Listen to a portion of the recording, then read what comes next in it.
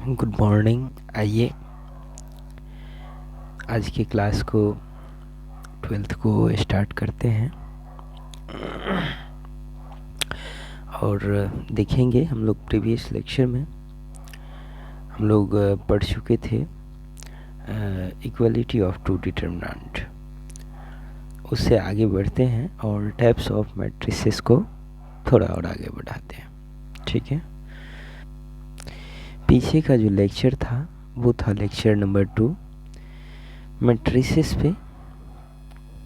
ये होगा lecture number 3 matrices. ठीक है, ये चैप्टर लेक्चर भी 3 है और इस चैप्टर का नाम भी 3 है।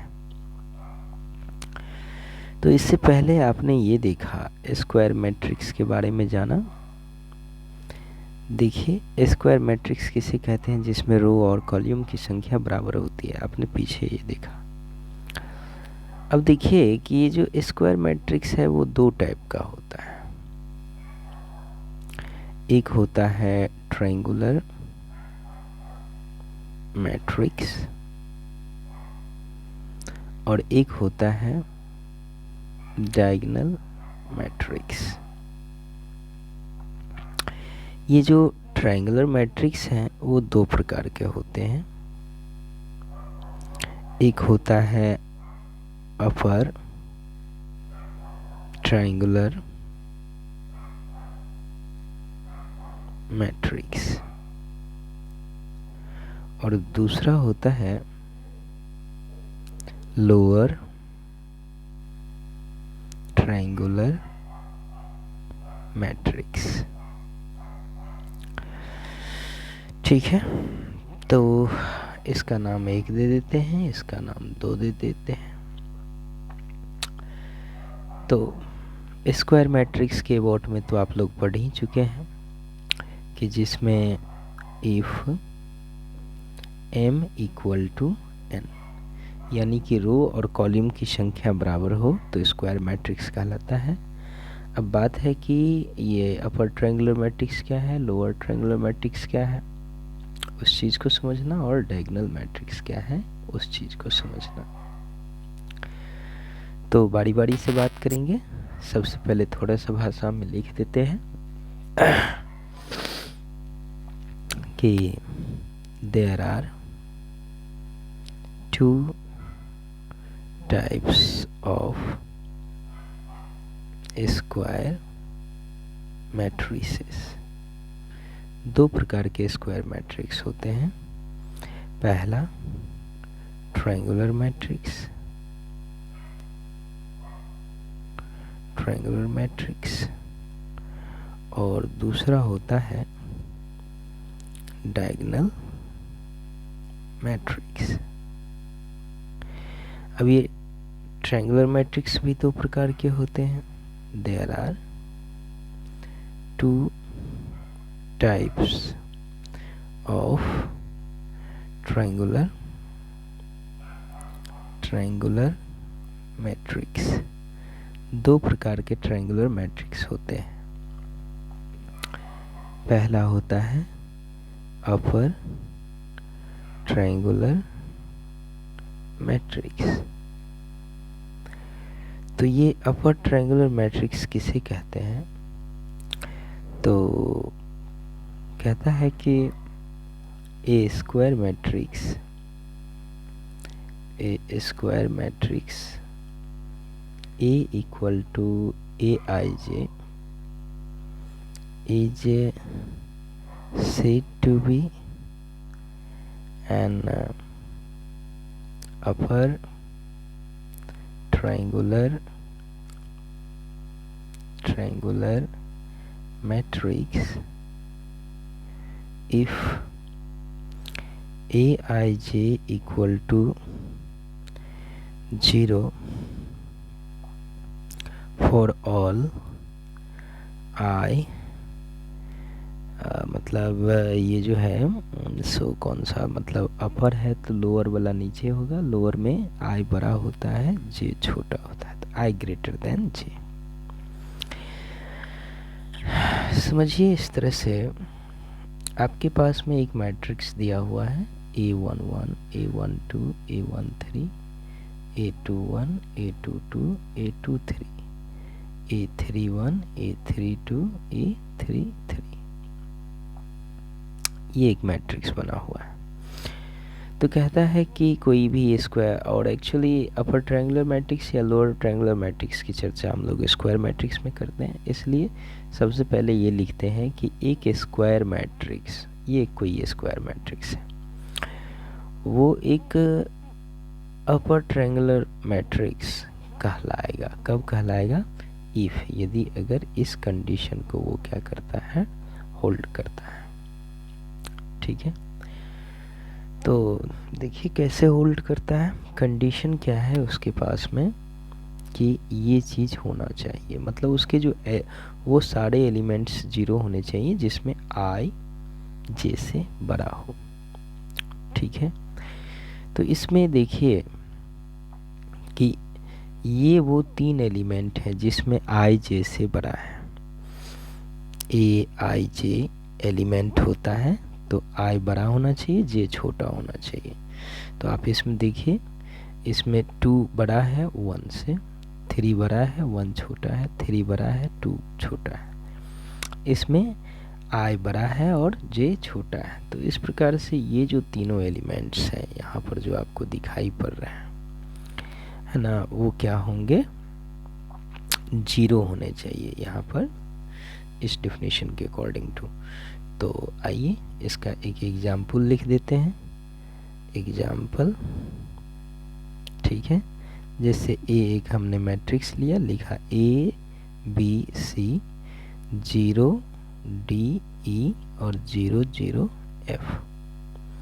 तो ये एक अपर ट्रायंगुलर मैट्रिक्स है। इस बात को खासा ख्याल रखिएगा, अगर अपर है तो नीचे में एगो ट्रायंगल बनेगा जिसमें 0 0 0 लिखा होगा। ठीक है, अपर है तो नीचे में ट्रायंगल, लोअर रहेगा तो ऊपर में ट्रायंगल। ठीक है, तो नीचे में ट्रायंगल बन रहा है, इसका मतलब अपर ट्रायंगुलर मैट्रिक्स है। इस तरीके से भी पहचान कर सकते हैं। या दूसरी नंबर ये तो तरीका है ये कि उसमें वो सारे एलिमेंट्स 0 होने चाहिए जिसमें i j से बड़ा हो, यानी कि ये एलिमेंट, ये एलिमेंट, ये एलिमेंट। इसकी चर्चा इसलिए नहीं कर सकते इन एलिमेंट्स की क्योंकि इसमें i और j बराबर है, और इसकी चर्चा इसलिए नहीं कर सकते क्योंकि इसमें i छोटा j बड़ा, i छोटा j बड़ा, i छोटा j बड़ा है। ठीक है, तो मेरे ख्याल से ये चीज़ें आपको समझ में आ गई होंगी। ठीक है, अब हम आगे बढ़ते हैं और चलते हैं नेक्स्ट लोअर ट्रायंगुलर मैट्रिक्स के ऊपर में। ठीक है, बी में बात करेंगे हम लोग लोअर ट्रायंगुलर मैट्रिक्स के बारे में। ये लोअर ट्रायंगुलर मैट्रिक्स क्या चीज़ है? तो लोअर ट्रायंगुलर मैट्रिक्स कहता है, डेफिनेशन पहले देख लीजिए कि a square matrix A equal to A I J is said to be a lower triangular matrix if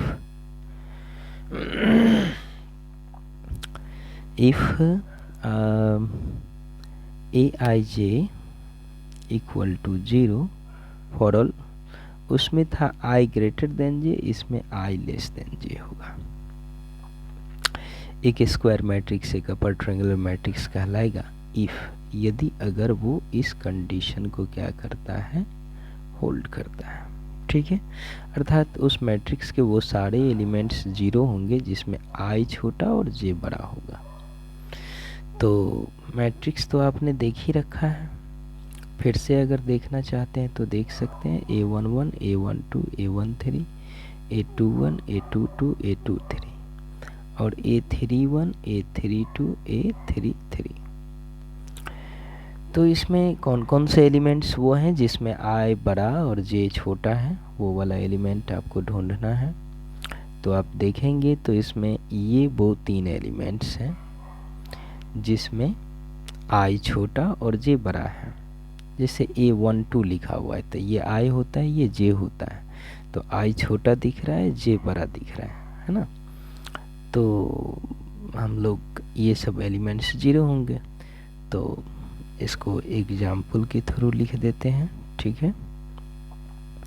जैसे A कोई मैट्रिक्स है, इसमें है A0 0, B C 0 और D E F, ठीक है। ये एक मैट्रिक्स है। तो ये एक लोअर ट्रायंगुलर मैट्रिक्स है। क्यों? ध्यान रखिएगा, लोअर है तो ऊपर में ट्रायंगल बनेगा 0 वाला, ठीक है। ये बन गया। ये पहचानने का तरीका है। दूसरी नंबर बात, आपसे कहा गया था कि वो सारे एलिमेंट्स 0 होंगे जिसमें I क्या होगा छोटा और J क्या होगा बड़ा। तो आप देख लीजिए वो तीनों के तीनों एलिमेंट्स 0 हैं। तो ये चीज़ हुआ लोअर ट्रायंगुलर मैट्रिक्स। कोई पूछ देगा जनरली कि भाई ट्रायंगुलर मैट्रिक्स क्या किसे कहते हैं, तो आप उसमें ये बता सकते हैं कि चाहे नीचे में चाहे ऊपर में 3 गो एलिमेंट 0 हो, 3x3 ऑर्डर का मैट्रिक्स है तो 0 की संख्या इसमें और भी 0 हो सकता है, ये भी 0 हो जाए, उससे कोई दिक्कत नहीं है। लेकिन अगर अपर है, अगर लोअर ट्रायंगुलर मैट्रिक्स है तो यहाँ पर होना ज़रूरी है। बाद बाकी कहीं हो नहीं हो उससे कोई मतलब नहीं है। बाद बाकी एलिमेंट क्या चीज़ है उससे आपको कोई लेना देना नहीं है। तो लोअर ट्रायंगुलर मैट्रिक्स मतलब अपर ट्रायंगुलर मैट्रिक्स बोल दीजिए चाहे लोअर। अरे भाई हमने लिख दिया, पूछा किसी ने कि भाई मान लीजिए कि 5 0 0 6 7 0 0 8 0 मतलब कुछ भी मान लीजिए -1 है। आपसे पूछा कि ये ट्रायंगुलर मैट्रिक्स है कि नहीं, तो आपका जवाब आएगा कि अच्छा आपने देखा ऊपर में एगो ट्रायंगल बन रहा है, आपने कहा यस ये ट्रायंगुलर मैट्रिक्स है। पूछ देगा अगर ट्रायंगुलर मैट्रिक्स है तो ट्रायंगुलर मैट्रिक्स में कौन सा मैट्रिक्स है, अपर है कि लोअर है, सो बताइए। तो आप बता दीजिएगा ऊपर में है ट्रायंगल तो बता दीजिएगा कि ये लोअर मैट्रिक्स है, लोअर ट्रायंगुलर। ऊपर में रहेगा तो लोअर, नीचे में रहेगा तो अपर, समझ गए इस तरीके से। तो ये चीज़ हुआ ट्रायंगुलर मैट्रिक्स की बात। अब बगल में था दूसरा कौन सा, डायगोनल मैट्रिक्स। तो चलिए डायगोनल मैट्रिक्स के बारे में बात करते हैं। अच्छा यहाँ पर एक नोट में एक बात लिख देते हैं कि मान लीजिए अभी 2x2 और 3x3 ऑर्डर का मैट्रिक्स है तो इसमें 0 की संख्या 3 है। अगर 4x4 ऑर्डर का मैट्रिक्स होगा तो क्या उसमें 0 की संख्या 4 होगी? नॉट नेसेसरी, कोई ज़रूरी नहीं है। अगर 5x5 ऑर्डर का मैट्रिक्स होगा तो उसमें एलिमेंट्स की संख्या जिसकी कम से कम कितना 0 चाहिए, तो उसका एक फार्मूला बता देते हैं, कभी कभी वो काम आ जाएगा आपके, ठीक है। तो मैं नोट में लिख देता हूँ, इसको आप लोग भी याद रखिएगा कि minimum number of 0 in a triangular matrix TR। अब चाहे ट्रायंगुलर में अपर हो कि लोअर हो उससे कोई दिक्कत नहीं है। In a triangular matrix of order n order के लिए हम बता देते हैं। तो फॉर्मूला होता है आपका n इंटू n-1, ठीक है, बाय में 2, ये फॉर्मूला होता है। अब आपको चेक करना है तो चेक भी कर सकते हैं। मान लीजिए सपोज कीजिए पहले तो 3x3 ऑर्डर में कम से कम 3 गो 0 चाहिए, अभी आपने देखा भी है। तो n का वैल्यू जैसे 3 डाल के देखिए तो कितना आता है। अगर इफ़ मान लीजिए कि 3x3 ऑर्डर का मैट्रिक्स है तो n की वैल्यू 3 हुई, यानी कि 3 ऑर्डर का मैट्रिक्स है। तो इसमें डाल करके देखिए तो इसलिए minimum number of 0 of 3x3 order matrix equal to कितना हो जाएगा, तो फॉर्मूला होता है n इंटू n-1/2। तो आपके पास में क्या हो जाएगा 3 इंटू 3 -1/2, तो कितना हो जाएगा 3 इंटू 2/2 और ये कट जाएगा तो 3 आया ना, 3 गो 0। अगर मान लीजिए कि आपके पास में 6x6 ऑर्डर का मैट्रिक्स है तो इफ मान लीजिए कि 6 n का वैल्यू 6, तो the minimum number of zeros उस मैट्रिक्स में, उस ट्रायंगुलर मैट्रिक्स में कम से कम शून्यों की संख्या कितनी होगी, कम से कम कितना चाहिए जिससे कि उसको बना सकते हैं। तो मिनिमम नंबर ऑफ क्या चीज़, जीरो बराबर में फॉर्मूला क्या हो जाएगा, 6 × 6 - 1 / 2, तो 6 × 5 / 2, 2 3 6, सो 15 गो जीरो की आवश्यकता पड़ेगी 6x6 ऑर्डर के मैट्रिक्स में। तो इस प्रकार से ये फॉर्मूला आपके लिए काम का है। चलें बात करते हैं डायगोनल मैट्रिक्स के बारे में, ठीक है। सो आइए, दूसरा है डायगोनल मैट्रिक्स। अब है कि डायगोनल मैट्रिक्स आप किसको कहेंगे, तो कहता है सब स्क्वायर मैट्रिक्स का टाइप है। इसीलिए शुरुआत में ये बात लिखना ज़रूरी है कि कोई भी स्क्वायर मैट्रिक्स की हम चर्चा करें तो a square matrix, square matrix जिसमें रो और कॉलम की संख्या बराबर हो। A square matrix A equal to A I J is said to be a diagonal matrix if aij equal to 0 for all I equal to not j। बहुत आसान सा definition है कि कोई भी स्क्वायर मैट्रिक्स है, वो स्क्वायर मैट्रिक्स एक डायगोनल मैट्रिक्स कहलाएगा। कब कहलाएगा, तो उसके वो सारे एलिमेंट्स जीरो होंगे जिसमें आई और जे बराबर नहीं होंगे, ठीक है। एग्जाम्पल के तौर पर थोड़ा सा हम लिख करके बता देते हैं, जैसे A11, A12, A13, A21, A22, A23 और A31, A32, A33। तो इसमें देखिए वो कौन से एलिमेंट्स हैं जिसमें आई और जे बराबर नहीं है। तो आप देखेंगे कि इन एलिमेंट्स को छोड़ करके बाद बाकी जितने भी एलिमेंट्स हैं उसमें आई और जे बराबर नहीं है। Elements A I J type का होता है, यहाँ आई होता है, यहाँ जे होता है। तो आप देख रहे हैं कि इनमें आई और जे बराबर नहीं है, इन सभी में भी आई और जे बराबर नहीं है। तो ये सारे एलिमेंट्स क्या होंगे, जीरो होंगे। ये सारे के सारे एलिमेंट्स जीरो होंगे जिसमें आई बराबर जे नहीं है, ठीक है। तो बस हो गया। आइए एग्जाम्पल बता देते हैं। एग्जाम्पल कहने का मतलब हुआ कि A 0 0 0 B 0 0 0 C। तो ये एक क्या चीज़ हो गया, डायगोनल मैट्रिक्स हो गया, ठीक है। इसमें देख लीजिए वो सारे एलिमेंट्स जीरो हैं जिसमें आई बराबर जे नहीं है, ठीक है। बाद बाकी जिसमें आई बराबर जे है, जैसे ये एलिमेंट्स हैं, है ना, आई बराबर जे है, आई बराबर जे है, 2 2 है तो आई बराबर जे, 3 3 है तो आई बराबर जे। तो ये जो है तो वो एलिमेंट्स क्या हैं, ए बी सी हमने लिख दिया है।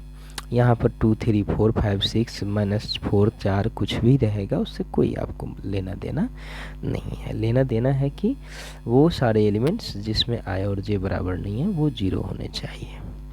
एक तो ये हो गया डेफिनेशन। अच्छा, मैं लिखने के तरीके के बारे में ज़रा जिक्र कर दूं। डायगोनल मैट्रिक्स को ऐसे भी आप लिख सकते हैं, मतलब डायगोनल मैट्रिक्स है तो इस तरीके से लिखा जाता है। इसको शॉर्टकट में भी कुछ लोग लिखते हैं, जैसे डायगोनल मैट्रिक्स है ना, तो ऐसे लिख देगा DIA डायगोनल और A, B, C, ऐसे। इसी मैट्रिक्स को ऐसे लिखा गया है। इसका मतलब समझ रहे हैं, आपको यहाँ पर डायगोनल वर्ड का यूज किया है। इसका मतलब है कि ये जो तीनों एलिमेंट्स हैं ना वो डायगोनल में लिखे होंगे और डायगोनल एलिमेंट को छोड़ करके बाद बाकी सारे एलिमेंट्स जीरो होंगे, ठीक है। तो लिखने का एक ये भी क्या होता है, तरीका होता है, ठीक ना। तो इस बात को आप याद रखेंगे। इसी मैट्रिक्स को ऐसे भी आप लिख सकते हैं, ठीक है। ये हुआ डायगोनल मैट्रिक्स।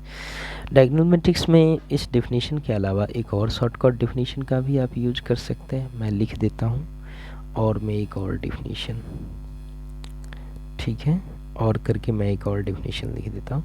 दरअसल इसमें आप क्या देख रहे हैं कि डायगोनल एलिमेंट कुछ भी हो उससे कोई मतलब नहीं है। नॉन डायगोनल एलिमेंट क्या होना चाहिए, जीरो होना चाहिए, तो एलिमेंट के बारे में मैं पहले चर्चा कर चुका हूँ कि डायगोनल एलिमेंट्स क्या होते हैं, नॉन डायगोनल एलिमेंट्स क्या होते हैं, प्रिंसिपल डायगोनल या लीडिंग डायगोनल किसे कहते हैं, ये सब बता चुके हैं।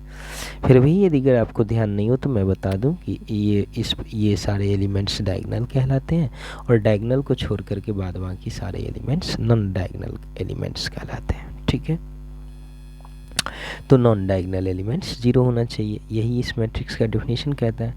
तो यहाँ पर मैं एक और डेफिनेशन लिख देता हूँ, है ना, कि a square matrix a square matrix is said to be a diagonal matrix if its non-diagonal elements are 0। समझ गया ना, कि यदि अगर उनके नॉन डायगोनल एलिमेंट्स 0 हैं तो वो डायगोनल मैट्रिक्स कहलाएगा।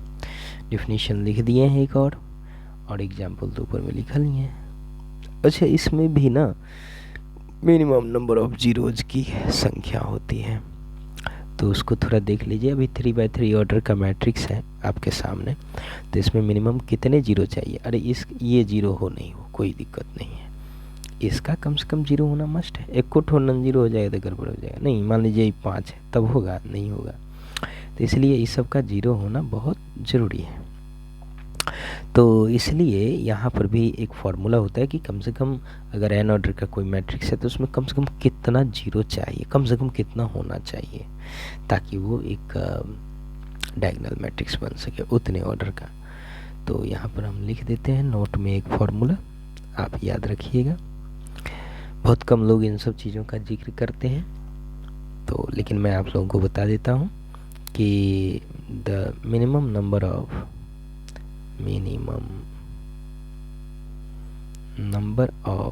Zero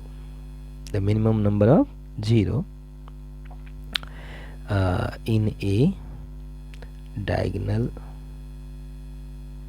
matrix of order n बराबर।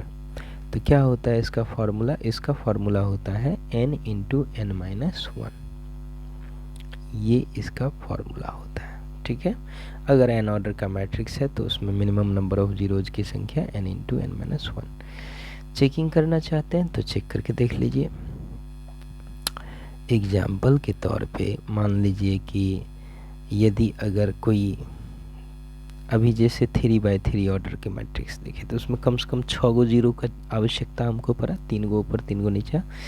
आइए इस फार्मूला में डाल करके देखिए कि अगर 3x3 ऑर्डर का मैट्रिक्स है, डायगोनल मैट्रिक्स है, तो मिनिमम नंबर ऑफ जीरोज कितना होगा? Minimum number of zero in A diagonal matrix of order 3 बराबर फॉर्मूला क्या हो जाएगा? 3 गुने 3 माइनस 1, सो कितना हो जाएगा? 3 इंटू 2 इक्वल टू 6। कम से कम 6 गो जीरो चाहिए। अभी आपने देखा भी ऊपर एग्जाम्पल, मान लीजिए कि कोई मैट्रिक्स है, उसमें 6 गो मतलब 6x6 ऑर्डर का लेना चाहते हैं, 7x7 ऑर्डर का, तो उसमें कम से कम कितना जीरो होना चाहिए? तो इफ़ n इक्वल टू, यदि अगर मान लीजिए कि 7 डाल दिए, 7 ऑर्डर का मैट्रिक्स है, तो द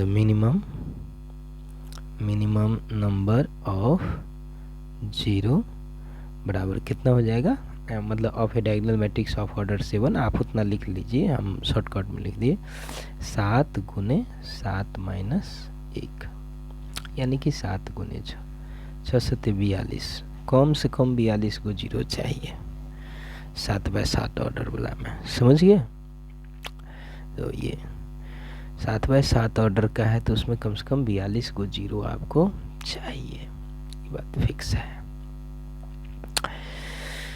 तो इस तरीके से कहने का मतलब हम लोग बनाते हैं। 7×7 ऑर्डर में एलिमेंट की संख्या कितनी होगी? 7×7 49। 49 गो में ना 42 गो एलिमेंट का जीरो होना तय। खाली डायगनल एलिमेंट 7 गो को छोड़ करके बाद बाकी जो 42 गो नॉन डायगनल एलिमेंट है वो जीरो होगा। तो ये चीज़ है कॉन्सेप्ट उसका, ये आपने समझा। आगे बढ़ते हैं तो मेरे ख्याल से ये सब चीज़ क्लियर है, कोई प्रकार का दिक्कत नहीं है।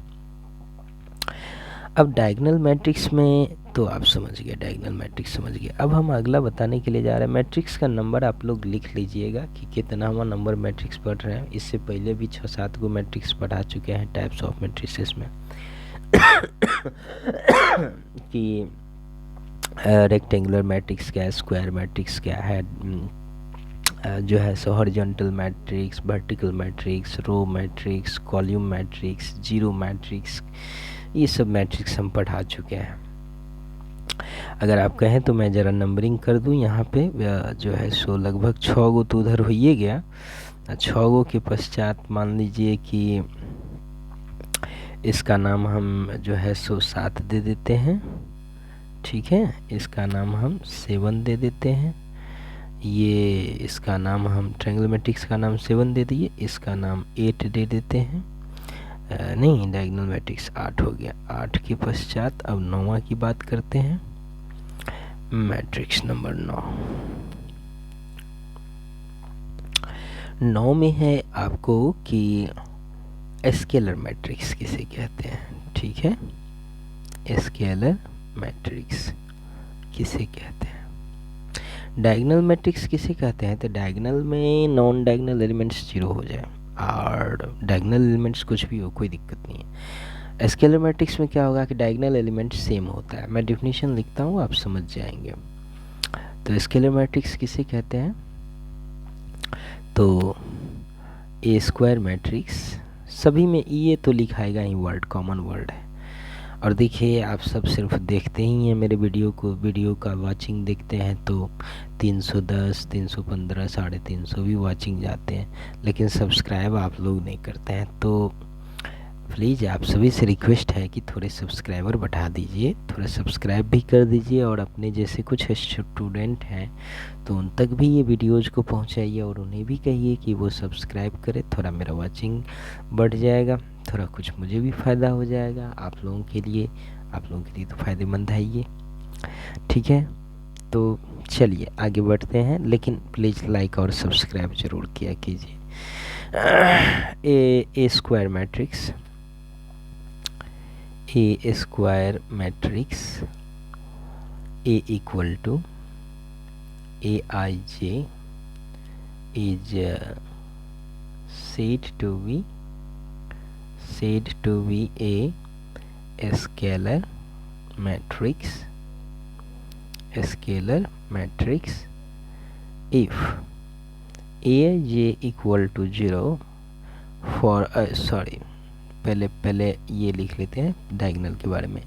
Aij equal to k for all I equal to j and equal to 0 for all I equal to not j। आपके पास मैं एक मैट्रिक्स लिख करके समझाता हूँ। A11, A12, A13, A21, A22, A23, A31, A32, A33।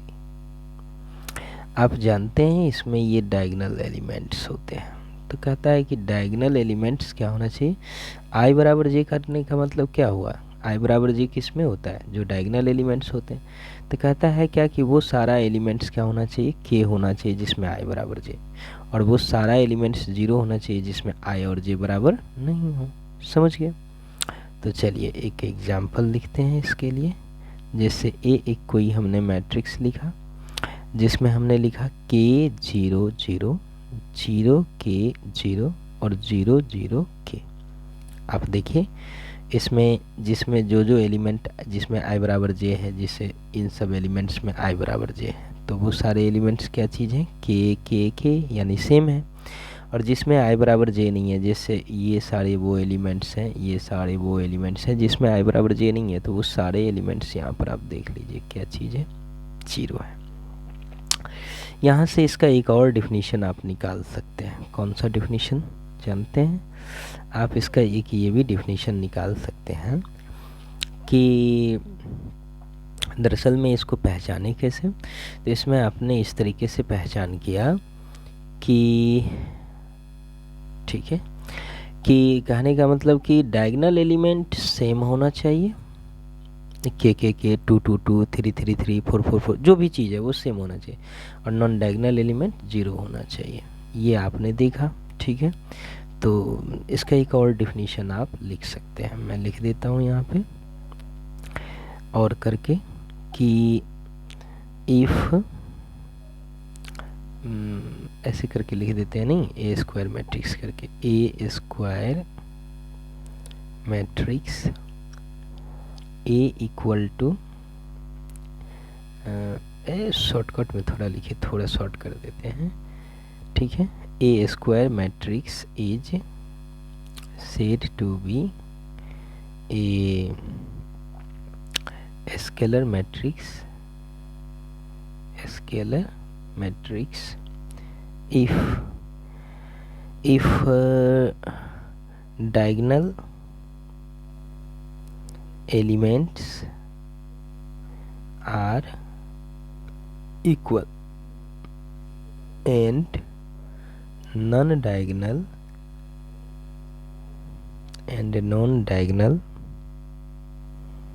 elements are 0।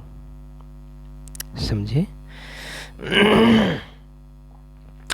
एक कोई भी मैट्रिक्स स्केलर मैट्रिक्स कब कहलाएगा? तो जब उसमें डायगोनल एलिमेंट्स सेम हो। देख लीजिए, diagonal elements are equal, diagonal elements same हो, and non diagonal elements are क्या चीज? 0। देखिए, नॉन डायगोनल एलिमेंट्स जितने भी हैं वो सभी, मतलब डायगोनल एलिमेंट्स को छोड़ करके बाद बाकी जितने भी एलिमेंट्स हैं वो सब क्या है? 0। तो ये भी उसका एक क्या हुआ? डेफिनेशन। आपको चाहे ये डेफिनेशन अच्छा लगता है तो ये वाला लिखिए, अगर ये डेफिनेशन अच्छा लगता है तो इसको लिखिए, जिसको इच्छा हो उसको लिख सकते हैं, कोई दिक्कत नहीं है।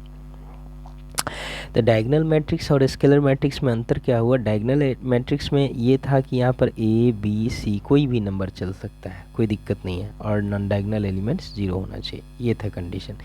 लेकिन स्केलर मैट्रिक्स जो है वो ये कहता है कि नहीं, डायगोनल एलिमेंट्स क्या होना चाहिए? सेम होना चाहिए, ठीक है, और नॉन डायगोनल एलिमेंट्स वही कंडीशन 0 होना चाहिए।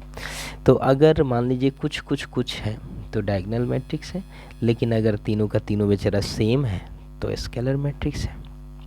तो ये भी आप समझ गए। 10वां मैट्रिक्स की बात करते हैं स्केलर के पश्चात, identity matrix, matrix number 10, identity matrix, identity matrix, ठीक है। आइडेंटिटी मैट्रिक्स किसे कहेंगे? तो ए स्क्वायर मैट्रिक्स, ये सभी स्क्वायर मैट्रिक्स के ही टाइप हैं, इसलिए लिखना ज़रूरी हो जाता है। A square matrix, a square matrix A equal to A I J is said to be an identity matrix if aij equal to 1 for all I equal to j and equal to 0 for all I equal to not j। मैं दूसरा भी definition लिखे देता हूँ, ठीक है, और करके मैं इसके मतलब ये हुआ कि आई बराबर जे, यानी कि डायगोनल एलिमेंट्स 1 होना चाहिए, आई बराबर not J, non diagonal elements 0 होना चाहिए। तो मैं इसको दूसरा भी परिभाषा जो मैं हमेशा नीचे लिखता हूँ यहीं पर लिख देता हूँ आप लोगों के समझने के लिए, और नहीं तो आप पहले एग्जाम्पल देखना चाहते तो पहले देख लीजिए।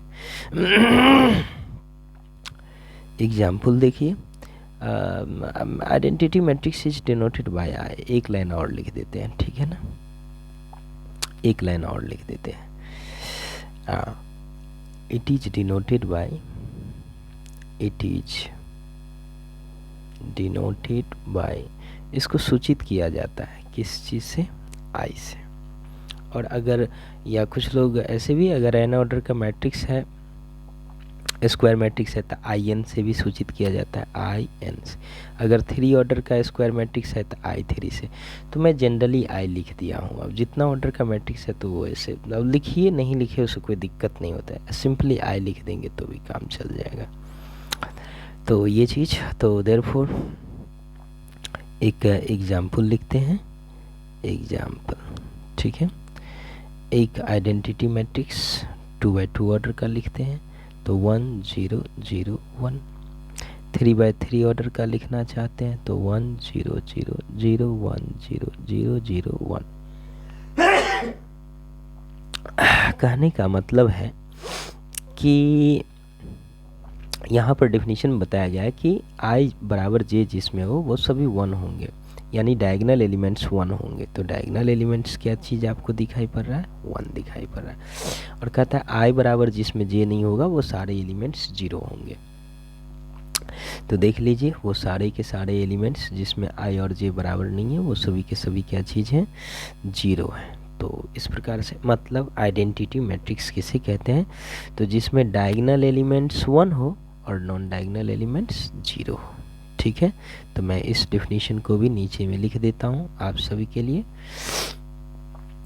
और करके कि इफ डायगोनल, अच्छा बार बार पहले वो थी बोला स्क्वायर मैट्रिक्स करके लिखते थे, एगो शॉर्टकट में डेफिनेशन लिख देते हैं, ठीक है ना। तो if diagonal elements are 1 and non-diagonal elements are 0 है ना, then the matrix is called,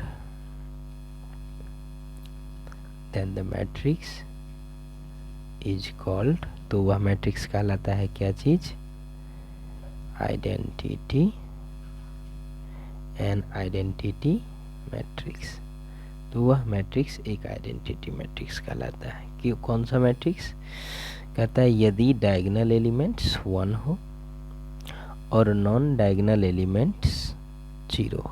diagonal elements 1, non diagonal elements 0, तो देन द मैट्रिक्स, तो वह मैट्रिक्स इज कॉल्ड कहलाता है, क्या कहलाता है, एन आइडेंटिटी मैट्रिक्स। तो वह मैट्रिक्स एक आइडेंटिटी मैट्रिक्स कहलाता है। इस तरीके से ये चीज़ समझा जाता है, ठीक है। तो इस प्रकार से इस लेक्चर में हमने मैट्रिक्स के वो तमाम सारे जितने भी जो टाइप्स हैं अभी तक में उसके बारे में जिक्र किए हैं। अब इसमें हम आपको कुछ ऑपरेशंस सिखाएंगे, जैसे मैट्रिक्स का टाइप्स के बारे में जितनी चर्चा करनी थी वो हमने अभी तक में जो था वो सफिशिएंट हम चर्चा कर दिए। अब आपको जानकारी लेना पड़ेगा मैट्रिक्स के ऑपरेशन विषय में। जैसे दो मैट्रिक्स को हम लोग जोड़ेंगे, कैसे जोड़ेंगे, दो मैट्रिक्स को कैसे गुणा करेंगे, कैसे घटाव करेंगे, उसके बारे में सीखेंगे। ये सब ऑपरेशंस हैं। मैथमेटिक्स में ऑपरेशन यही होता है, जोड़ घटाव गुणा भाग, तो उसके बारे में हम लोग चर्चा करेंगे।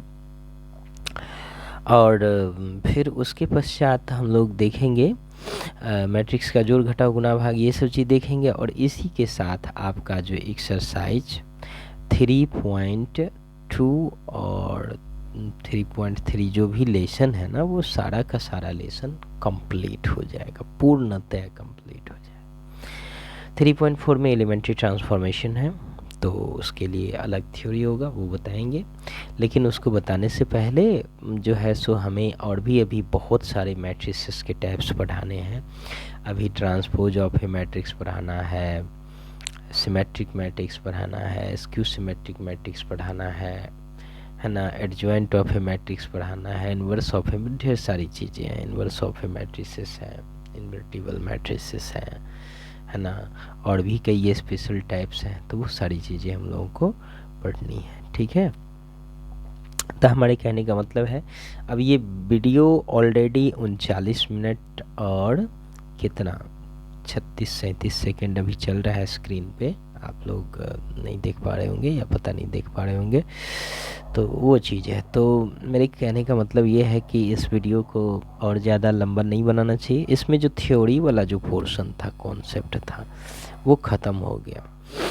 अब जो है मैट्रिक्स का ऑपरेशन, जोड़ घटाओ, ये सब चीज़ें हम लोग देखेंगे। तो क्या करें, इसी में शुरुआत कर दें या नेक्स्ट लेक्चर में करना चाहिए? तो मेरे ख्याल से नेक्स्ट लेक्चर देखिए इसका, नहीं तो चलिए थोड़ा सा कुछ चीज़ देख लीजिए। अगला वाला में मैट्रिक्स मल्टीप्लिकेशन से स्टार्ट करेंगे, जोड़ घटाओ यहीं पर देख लीजिए। चलिए लिखते हैं, ऑपरेशन ऑन मैट्रिसेस। ठीक है, मैट्रिक्स पर ऑपरेशन मतलब मैट्रिक्स का जोड़ घटाओ ये सब चीज़ करेंगे। तो सबसे पहला चीज़ स्टार्ट करते हैं, एडिशन ऑफ टू मैट्रिसेस। दो गो को, तीन गो को, सबको जोड़ने के लिए बात एक ही कंडीशन होता है, बस खाली सीखना ही है। एडिशन ऑफ टू मैट्रिसेस, दो मैट्रिसेस का जोड़। तो देखिए भाई, जैसे आप पहले जोड़ते थे ना कि 2 + 3 = 5, बड़ी आसानी से कह देते थे कि कोई भी चीज़ को जोड़ना है तो जोड़ देते थे। तो अब ऐसा नहीं है, ऐसा नहीं है कि हर एक जगह दो चीज़ को आप जोड़ेंगे तो जुट जाएगा।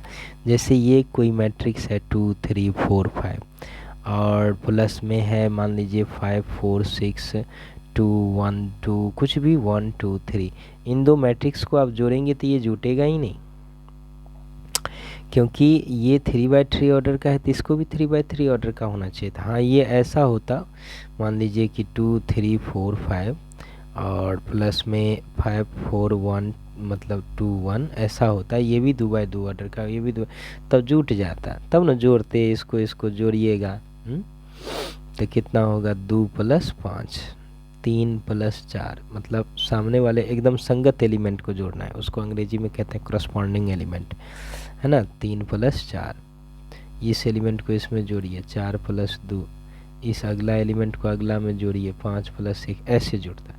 अब आप इसको जोड़ने के लिए जाएंगे, 2 को 5 से जोड़ देंगे, 3 को 4 से जोड़ देंगे, ये 6 के लिए कहाँ से लाएंगे, ये जो 6 है उसके लिए तो कोई एलिमेंट ही नहीं है, मतलब ही जुटेगा ही नहीं। तो कहने का मतलब है कि मैट्रिक्स में ये बात नहीं है। सबसे पहले आपको देखना पड़ेगा कि जोड़ डिफाइन होगा कि नहीं, एडिशन, आप जिन दो मैट्रिक्स को जोड़ने के लिए जा रहे हैं उनका एडिशन पॉसिबल है कि नहीं। तो उसके लिए मैं यहाँ पे डेफिनेशन उसका बताता हूँ कि दो मैट्रिक्स का जोड़ कब पॉसिबल होगा। ठीक है, तो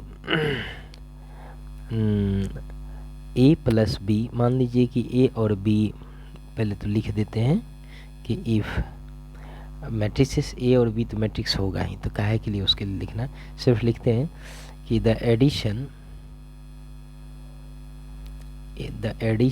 a + b will be defined if their order is same. यानी कि आपके पास में दो मैट्रिसेस हैं, आपके पास में दो मैट्रिसेस हैं A और B, तो उनका सम A + B डिफाइन होगा, कब होगा, यदि अगर उनके ऑर्डर सेम हो, उन दोनों मैट्रिक्स के ऑर्डर सेम हो। अगर A भी एक मैट्रिक्स है जिसका ऑर्डर m/n है, B भी एक मैट्रिक्स है जिसका ऑर्डर m/n है, तो उनका एडिशन संभव है। यानी कि आप A + B निकालेंगे तो उनका एडिशन हो जाएगा और उसका आने वाले का ऑर्डर भी क्या रहेगा, m/n ही होगा। ठीक है ना, ऐसा ये B लिखा हुआ है, ये समझाने के लिए था। मैं इधर लिखता हूँ, इधर बात को आप देखिएगा।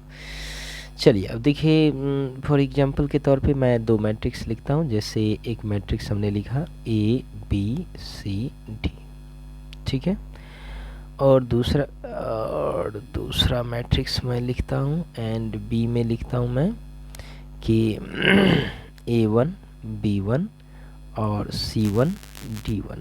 ठीक है, तो आप इन दोनों मैट्रिक्स को जोड़ेंगे। अब ये तो समझ में आ गया ये मान ये कितना ऑर्डर का है 2/2, ये भी कितना ऑर्डर का है 2/2।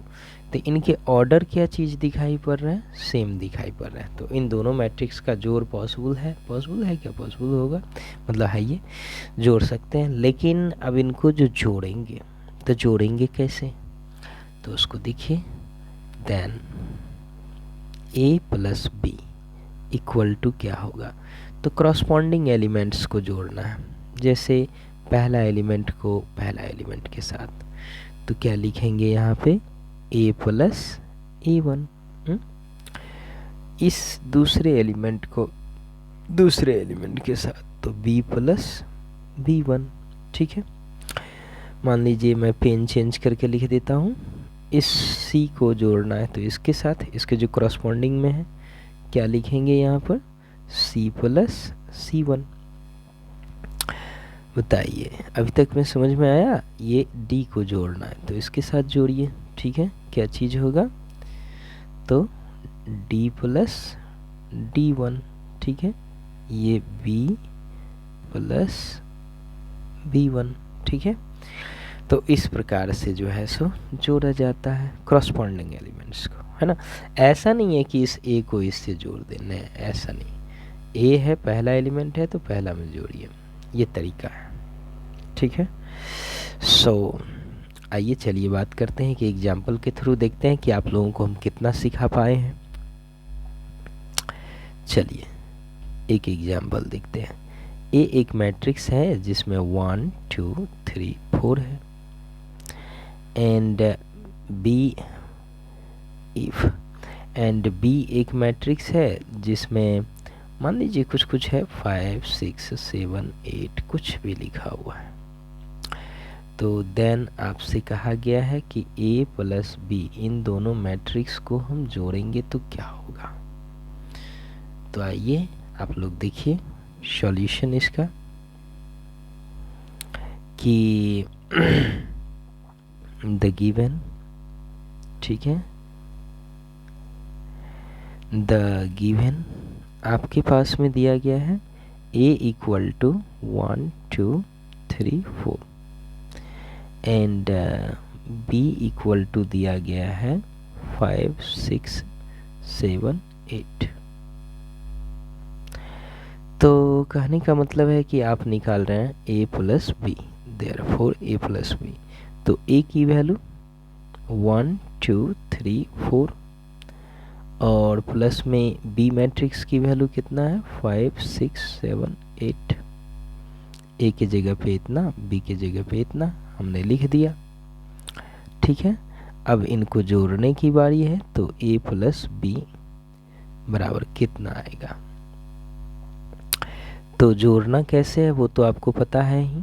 पहला एलिमेंट को पहला में यानी 5, 1 प्लस 5 1 प्लस 5, दूसरा को दूसरा में 2 प्लस 6 तो 2 प्लस 6, तीसरा को तीसरा में 3 प्लस 7 तो 3 प्लस 7, चौथा को चौथा में 4 प्लस 8 तो 4 प्लस 8।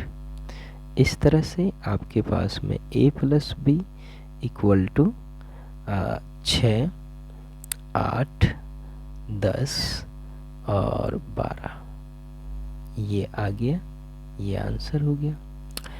ये कितना बाय कितना ऑर्डर का मैट्रिक्स था 2/2, ये कितना बाय कितना का 2/2। रिजल्टेंट भी जो मैट्रिक्स आया है वो भी 2/2 ऑर्डर का ही मैट्रिक्स आया है। तो आई होप दैट, मैं आशा करता हूँ कि आप सभी को ये समझ में आया होगा। प्लीज़ लाइक और सब्सक्राइब तो ज़रूर ही कीजिए, शेयर भी ज़रूर कीजिए अपने जैसे स्टूडेंट्स तक। ठीक है, चलिए आगे बढ़ते हैं। तो ये मेरे ख्याल से मैं आशा कर सकता हूँ कि आप सभी ने सीखा होगा इस चीज़ को। ये जोड़ था, ठीक है, जैसे जोड़ वैसे घटाव भी होते हैं। ठीक है, सेम जोड़ वाला था तो जोड़ दिया हमने, घटाव वाले में घटा देंगे। तो आज ये दो चीज़ समाप्त ही कर देते हैं और नेक्स्ट लेक्चर में हम लोग मैट्रिक्स का मल्टीप्लिकेशन सीखेंगे। यहाँ पर एडिशन और सब्सट्रैक्शन तक सीख करके जाते हैं। ठीक है, तो नंबर 2 टॉपिक, नाम कुछ दिए थे क्या, नाम दिए थे लगभग, हाँ नंबर 1 नाम दिए थे ना, तो दूसरा नंबर में सब्सट्रैक्शन लिखते हैं। नंबर 2 में सब्सट्रैक्शन ऑफ 2 मैट्रिसेस। तो पीछे चर्चा कर ही चुके हैं, तो उतना ज़्यादा बोलने की आवश्यकता नहीं है। मैं डेफिनेशन लिखता हूँ कि A minus B will be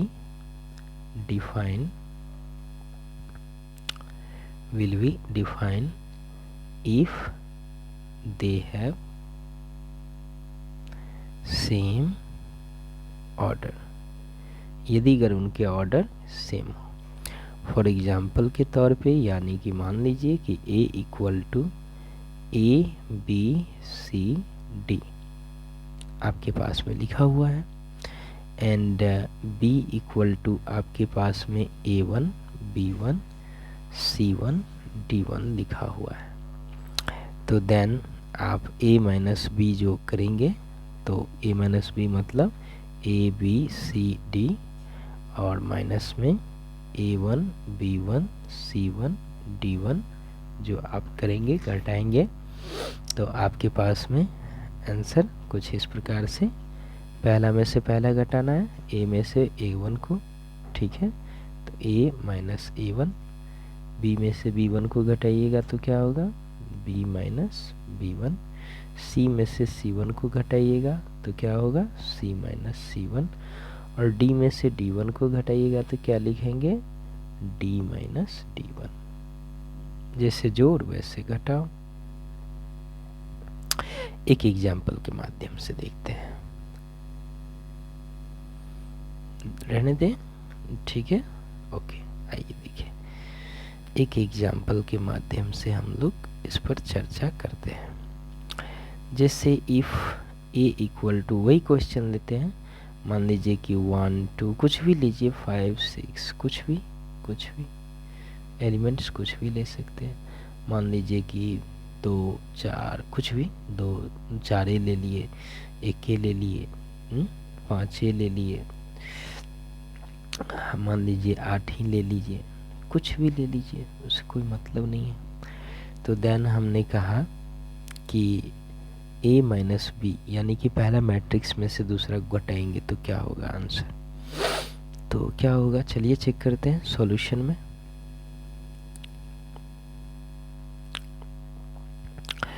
solution में आइए, क्या चीज़ होगा, आपके पास कहा है कि A माइनस B की वैल्यू क्या होगी। A का वैल्यू है 1 2 5 6, और माइनस में B का वैल्यू है 4 1 5 8। तो कहने का मतलब कि A माइनस B की जो वैल्यू हो जाएगी वो कितना हो जाएगा, तो 1 में से घटाएंगे 4 को, 1 माइनस 4, 2 में से घटाएंगे 1 को, तो 2 माइनस का 1, 5 में से घटाएंगे 5 को, तो 5 माइनस का 5, और 6 में से घटाएंगे 8 को, तो 6 माइनस का 8। तो A माइनस B की जो वैल्यू हो गई वो हो गया -3 1 0, और कितना हो गया 2, नहीं -2। तो ये आपका आंसर हो गया, ठीक है। इस प्रकार से इसमें जोड़ और घटाव तक रखते हैं। नेक्स्ट लेक्चर जो होगा उसमें हम लोग मैट्रिक्स का मल्टीप्लिकेशन सीखेंगे, ठीक है। नेक्स्ट लेक्चर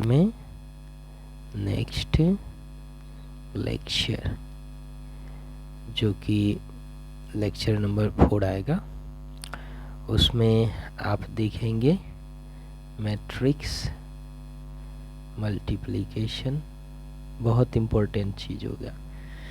मैट्रिक्स में एक चीज़ याद रखिए, जिस व्यक्ति को मैट्रिक्स को 2 मैट्रिक्स को गुना करना आ गया, वो समझिए कि आधा मैट्रिक्स सीख गया। वैसे पूरा जो फुल चैप्टर है ना मैट्रिक्स का, उसका समझिए कि 60% वो चीज़ समझ गया, 70%।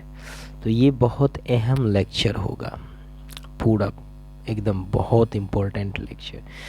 तो ऐसा कहा जाता है, और ऐसा आप रियलाइज भी करेंगे जब पढ़ेंगे तब। तो इस चीज़ को समझिए, पूरा साल बीत जाता है लोगों को, तो जिसको नहीं समझ में आता है उसको कभी समझ में नहीं आता, बहुत डिफ़िकल्ट हो जाता है। जिसको समझ में आ गया उसको चंद मिनट में समझ में आ जाता है, एक बार पढ़ा है और बस दूसरे ही मिनट में उसको समझ में आ जाता है। तो ये ध्यान देने वाली बात है मैट्रिक्स मल्टीप्लिकेशन में, तो ये याद रखिएगा।